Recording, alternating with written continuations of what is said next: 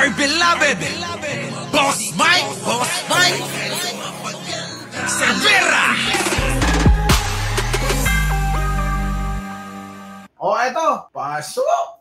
So ng paghihiganti. Ayan. Fabricated lahat yan. Ay, pakinggan nyo to nung eto. Baka akala nung iba'y buhay pa to. Oo. Si Percy Lapid, pumanaw na. Sumalangit na ang kanyang kaluluwa. Itong lolo nyo, naaling pa nga dito kay, sa pagkapatay nga nito si Percy Lapid. Diba? Yan ang unang-unang naging suspetya eh. Pasok!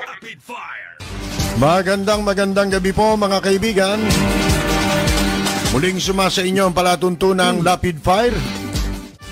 Pagkahaba-haba man ang prosesyon,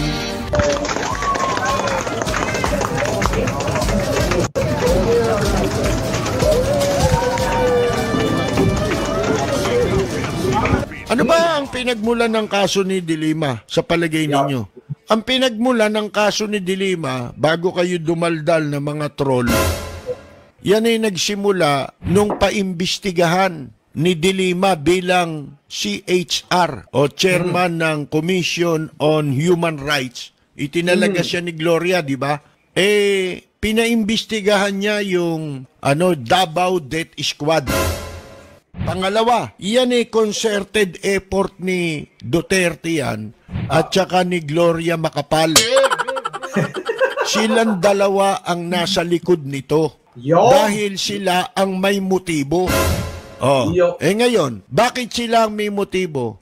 Nakulong siya. Mga kaibigan Hindi naman kulong na hospital arrest. Lahat ng katarantaduhan ginawa ni Gloria, di ba? Nagpanggap na may sakit. Nung tatakas nga, naka-wheelchair pa.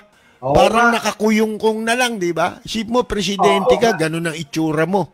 So, yan po silang dalawa ang may motibo. Una, yung investigasyon kay Duterte, kaya siya uminit ngayon sa International Criminal Court.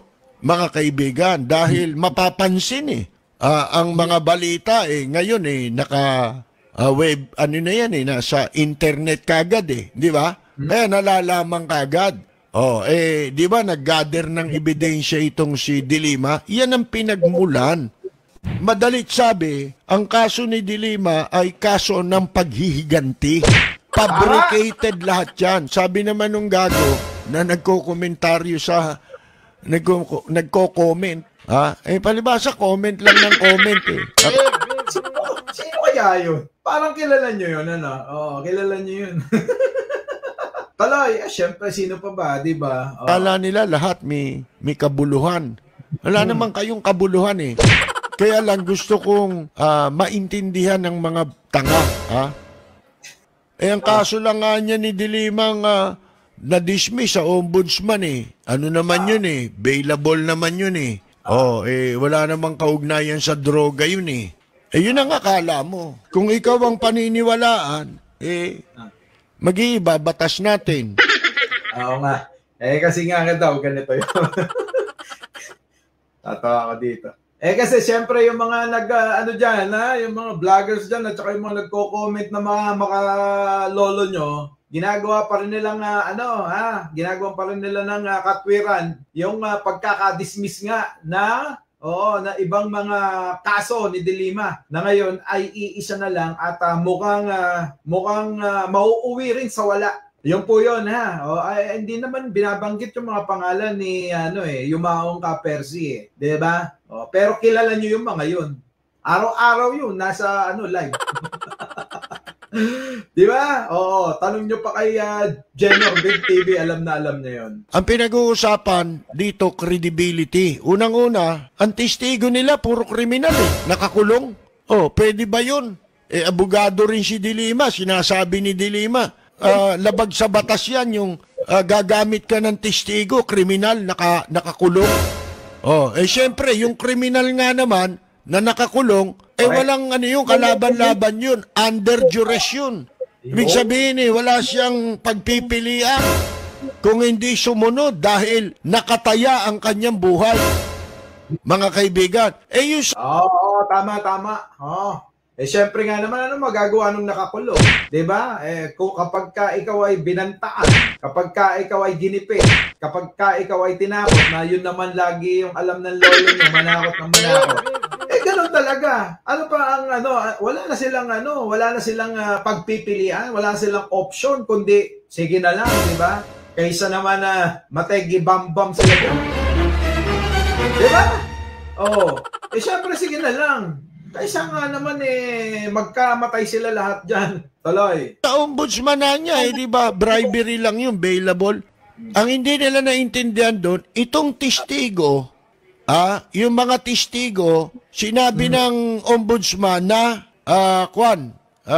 yaan ay hindi nagtutugma ang kanilang mga pahayag. Walang kredibilidad. Di ba? Yun ang ginamit na katwiran sa dismissal. Mga kaibigan. Ayan maliwanag. Yun nga yun. Kasi eto nakasunod lagi ito sa kaso ni De Lima. Syempre, alam nyo naman to si Kapersi nung panahon ng halal. Tsaka eto, galit na galit din kay Duterte to. Pinapanood ko to syempre nga naman ano ba naman ang aasahan natin? Sa magiging resulta ng panahon. At yung iba nga ngayon, mga nagsasalita dyan mga boss, porke nawala na si Duterte, ganyan na. Iba na yung ihip ng hangin. Biglang umatras yung mga saksi. Pambihira na yan. Kaya nga tuloy. Ngayon, sino ba testigo rito sa kaso ng droga? Sila rin yun yun na nga. Di syempre, wala na silang credibility, madidismiss na yung kaso. Yan. Sila lang din yung mga mga testigo di wala na pupuntahan yung kaso na iisa na lang na natitira na ngayon ay parang isinisisi pa sa pagkawala ng lolo nyo. Pambihirang buhay ito. Hindi ba nabigyan lang ng patas na laban itong si De Lima at iba pa sa kanilang kinaharap na kaso kaya nagkaganyan? Diba? Alam nyo, sa totoo lang, gaano man katagal lalabas at lalabas yung totoo Wala kayong maitatago. Diba? Sabi nga nila walang bahong hindi sisingaw. Yun ang ibig sabihin kaya dapat nang i-dismiss sapagkat sira na yung credibility ng mga witness. At yan ay mismong mga testimonya na nanggaling sa bibig mismo ng mga tumitestigo. And your message to former President Rodrigo Duterte?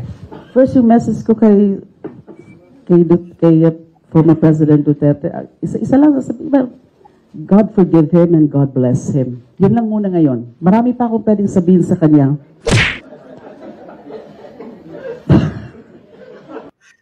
Tumanda lang gusto yung lola nyo.